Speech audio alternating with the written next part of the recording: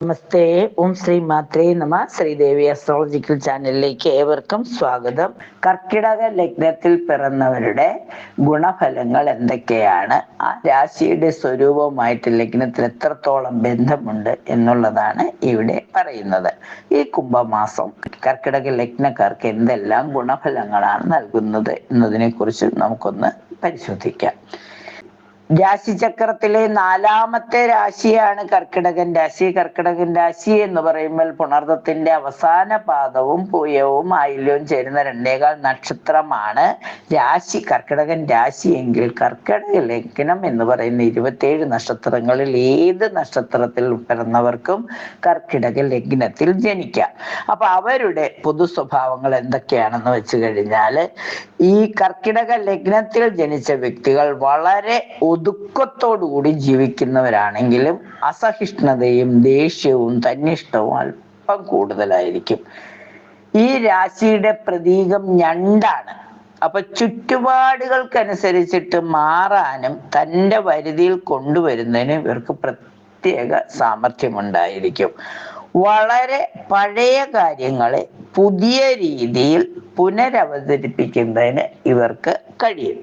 നല്ല പ്രതിഭാശാലികളും ഈ ഇങ്ങനെ ഊഹിച്ചു പറയുവാനുള്ള താല്പര്യവും ഉണ്ടാവും ഇവർക്ക്. അതിലവർ വിജയിക്കുകയും ചെയ്യും. നല്ല സാമർഥ്യം അവരിൽ പ്രകടിപ്പിക്കും. നിയന്ത്രണമില്ലാത്ത ജീവിതമായിരിക്കും. കാരണം വരവൊന്നും നോക്കില്ല, ഇഷ്ടമുള്ളതൊക്കെ വാങ്ങുക, അതിനനുസരിച്ചിട്ട് ചിലവഴിക്കുന്നതിന് ഒരു മടിയും ഇല്ലാത്തവരാണ്. എന്തൊക്കെ ആഗ്രഹമുണ്ടോ അതൊക്കെ പാലിക്കുവാനായി ശ്രമിക്കും. ആഗ്രഹ പൂർത്തീകരണത്തിന് വേണ്ടി അത്ര അധ്വാനിക്കാനും ഇവർക്ക് ഒരു മടിയും ഇല്ല. മാനസികമായ ആക്രമങ്ങളെ വളരെ തൻ്റെടത്തോടുകൂടി നേരിടാൻ കഴിയുന്ന ഇവർക്ക് ശാരീരിക ആക്രമങ്ങളെ ഭയമായിരിക്കും. അതായത് മാനസികമായി ആരെങ്കിലുമൊക്കെ കുറ്റപ്പെടുത്തിയാൽ അതൊന്നും നെവർ മൈൻഡ് അടിക്കും. പക്ഷെ ശരീരത്തിന് എന്തെങ്കിലും അസ്വാസ്ഥ്യങ്ങൾ വന്നാൽ അതിലിവര് അടിപ്പെട്ട് പോവുക തന്നെ ചെയ്യും. മരുന്നൊക്കെ കഴിക്കാൻ അല്പം മടിയൊക്കെ ഉള്ളവരാണ്.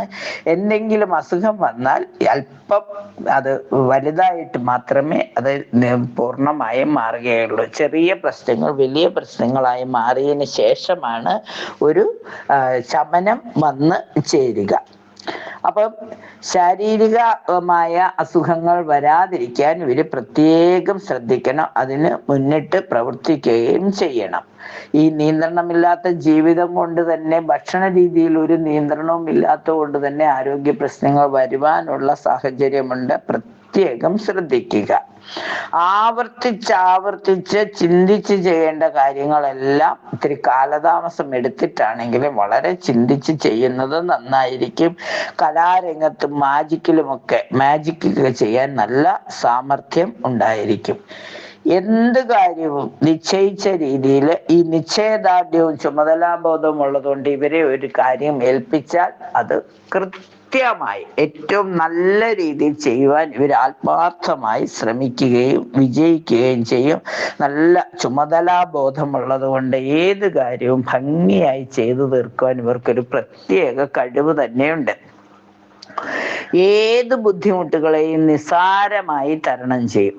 കാഴ്ചയിൽ തുറന്ന സ്വഭാവമാണെന്ന് തോന്നുമെങ്കിലും മറ്റുള്ളവരിൽ നിന്നും ചിലതൊക്കെ അവര് ഒളിച്ച് വയ്ക്കും. കാരണം എല്ലാം അങ്ങ് തുറന്ന് പറയുന്ന സ്വഭാവക്കാരല്ല.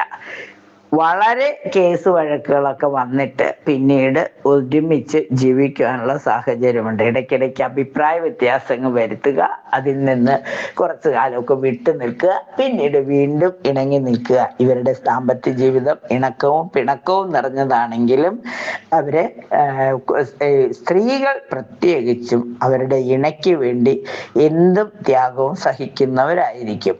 കുടുംബകാര്യങ്ങളിൽ ഇടപെട്ട് സ്വയം സ്ഥൈര്യക്കേട് വരുത്തും. ഇങ്ങനെ ആലോചിച്ച് എനിക്ക് തന്നോട് സ്നേഹമില്ലേ എന്നൊക്കെ ചിലപ്പോൾ ഒരു സംശയമൊക്കെ തോന്നുന്നവരായിരിക്കും. എന്നിരുന്നാൽ പോലും ഇവർ ചെയ്യേണ്ട കടമകളെല്ലാം കൃത്യമായി ചെയ്യുകയും ആ സ്നേഹം തിരിച്ചു പിടിക്കുന്നതിനായിട്ട് ആത്മാർത്ഥമായിട്ട് പ്രാർത്ഥനകൾ നടത്തുകയും അതിൽ വിജയിക്കുകയും ചെയ്യും. അതുപോലെ തന്നെ രാശിയുടെ അധിപൻ ചന്ദ്രനായതുകൊണ്ട് ശരിക്കും ദുർഗാദേവിയുടെ എല്ലാവിധ അനുഗ്രഹങ്ങളും ഇവർക്ക് എപ്പോഴും ഉണ്ടാകും. ഇഷ്ടസ്ഥാനത്ത് നിൽക്കുന്ന ചൊവ്വയുടെ ദശയിലും അപഹാരത്തിലും നല്ല ഫലങ്ങൾ വരും. എന്നാൽ ചൊവ്വ മോശം രാശിയിലാണെങ്കിൽ അല്പം കഷ്ടതകളൊക്കെ അനുഭവിക്കേണ്ടതായും വന്നേക്കാം. കേസ് വഴക്കുകൾ വരാന്, ചെയ്യാത്ത തെറ്റിന് പഴി കേൾക്കാനൊക്കെ ഉള്ള സാഹചര്യം ഇവർക്ക് വന്നു ചേരും. ചന്ദ്രനോടുകൂടി വ്യാഴം നിന്ന് കഴിഞ്ഞാൽ എല്ലാവിധ സൗഭാഗ്യങ്ങളും വന്നു ചേരും. ഏറ്റവും ഉത്തമമായത് ചൊവ്വാദശ ഇവർക്ക് ഉത്തമമാണ്. അതുപോലെ തന്നെ വ്യാഴദശയിലും ഇവർക്ക് ഒരുപാട് സൗഭാഗ്യങ്ങൾ വന്നു ചേരും.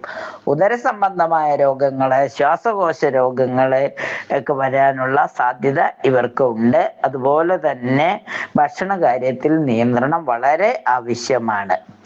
ചിത്രകാരന്മാർ, പുരാവസ്തുക്കളൊക്കെ ആയിട്ട് ബന്ധപ്പെട്ട തൊഴിൽ ചെയ്യാനായിട്ട്, ഹോട്ടൽ ജോലികൾ ചെയ്യാനായിട്ട് ഒക്കെ, ഗ്രഹ നിർമ്മാണ കാര്യങ്ങളിലൊക്കെ ഏർപ്പെടുന്നതിന്, കുടുംബ ഭരണമൊക്കെ ചെയ്യുന്നതിന് ഇവർക്ക് വലിയ വിജയമാണ്. ബാങ്കിങ് ഒക്കെ ചെയ്യുന്നതിലും ഇവർ ഒരു പരിധി വരെ, ഏത് ജോലിയിലും ധനസംബന്ധമായ കാര്യങ്ങളൊക്കെ ചെയ്യുന്നതിലൊക്കെ ഇവര് സാമർഥ്യം പ്രകടിപ്പിക്കുന്നവരാണ്. അവരുടെ വിജയം, അവരേത് കാര്യത്തിൽ ഇറങ്ങിയാലും വിജയം വരുന്നത് വരെ അവർ ആത്മാർത്ഥമായി പരിശ്രമിക്കുമെന്നുള്ളത് ഇവരുടെ പ്രത്യേകത തന്നെ ആണ്. വിദേശ കാര്യങ്ങളുമായി ബന്ധപ്പെട്ടവർക്കും വിദ്യാഭ്യാസത്തിനും അവര് കൂടുതൽ സമയം ചിലവഴിക്കും. വ്യാഴാഴ്ച ദിവസമാണ് ഇവർക്ക് ഏറ്റവും നല്ലത്. ശനിയാഴ്ച എന്ത് കാര്യം തുടങ്ങിയാലും അല്പം കാലതാമസം നേരിടും. ചുവപ്പ്, മഞ്ഞ, വെള്ള, ചന്ദന നിറം ഇവർക്കിത് അനുകൂല നിറങ്ങളാണ്. നീലയും പച്ചയും കഴിയുന്നത് ഒഴിവാക്കുന്നത് നന്നായിരിക്കും. ഡയമണ്ട് ധരിക്കുന്നത്, മുത്ത് ധരിക്കുന്നത്, മാണിക്യം ധരിക്കുന്നത്, ചെമ്പവിഴം ധരിക്കുന്നതൊക്കെ ഇവർക്ക് നല്ല ഇതാണ്. തീർച്ചയായിട്ടും ഈ കർക്കിടക രാശിയിൽ അല്ലെങ്കിൽ കർക്കിടക ലഗ്നത്തിൽ ജനിച്ചവർക്ക് വലിയ ശരീരം ഒക്കെ ഉണ്ടാവാനുള്ള സാധ്യതയുണ്ട്. ആനയുടെ ശരീരം പോലെയുള്ള ശരീരം, അതുപോലെ എല്ലാവിധ സൗഭാഗ്യങ്ങളും ഉള്ളതാണ്. എന്നാൽ താമരപ്പൂവ് ധരിച്ച് നല്ല നല്ല ഐശ്വര്യമുള്ള സ്വരൂപത്തിലും, അതുപോലെ തന്നെ ഇവർ കാണുമ്പോൾ ഈ ചന്ദ്രന്റെ സ്വക്ഷേത്രമായതുകൊണ്ട് ഈ ലഗ്നത്തിൽ ജനിക്കുന്നവരെ സൗന്ദര്യമുള്ളവരായിരിക്കും. മുഖത്തിന് ഒരു ആകർഷണീയത, എല്ലാവരെയും വശീകരിക്കാനുള്ള ഒരു കഴിവ് ഇവർക്ക് ഉണ്ടാവും. എല്ലാ നന്മകളും ഇവർക്ക് ഈ കുംഭമാസത്തിൽ ഉണ്ടാകട്ടെ എന്ന് ആശംസിക്കുകയാണ്. കുംഭമാസത്തിലെ ശിവരാത്രി നാൾ ശരിക്കും ദുർഗാദേവിയെ പ്രാർത്ഥിക്കുന്ന ഇവർക്ക് ദുർഗാദേവിയുടെ എല്ലാ അനുഗ്രഹം, പാർവതി ദേവിയുടെ എല്ലാ അനുഗ്രഹങ്ങളും ഉണ്ടാകാൻ ശിവരാത്രി നാൾ വ്രതം എടുക്കുന്നത് കുംഭത്തിലെ, അതായത് ഫെബ്രുവരി 26 ശിവഭഗവാനെ അഷ്ടമി നാളില് വരാഹി ദേവിയെയും അഷ്ടമി നാളിൽ പ്രാർത്ഥിക്കുന്നത്, ഷഷ്ടി നാളിൽ മുരുകനെ പ്രാർത്ഥിക്കുന്നത്, അതുപോലെ തന്നെ ഏകാദശി നാളിൽ ഗുരുവായൂരപ്പനെ പ്രാർത്ഥിക്കുന്നത്, തിരുവല്ലാമല കൃഷ്ണനടുത്താണ് അവിടെ ശ്രീരാമസ്വാമിയെ പ്രാർത്ഥിക്കുന്നതൊക്കെ ഒരുപാട് വിശേഷമുണ്ട്. സന്താന ഗോപാലമൂർത്തിയായ പൂർണ്ണത്രേശ്വരെ പ്രാർത്ഥിക്കുന്നത്, ചോറ്റാനിക്കര മകം മാർച്ച് 12 അമ്മയെ പ്രാർത്ഥിക്കുന്നു. ഉച്ചയ്ക്ക് 2 മണിക്ക് ദീപം തെളിച്ച് പ്രാർത്ഥിക്കുന്നത്, അതുപോലെ പൂരനാളിൽ ആറ്റുകാലമ്മയ്ക്ക് പൊങ്കാല സമർപ്പിക്കുന്നത്, ഇതെല്ലാം മാനസ പൂജയിലൂടെയും ചെയ്യാവുന്നതാണ്.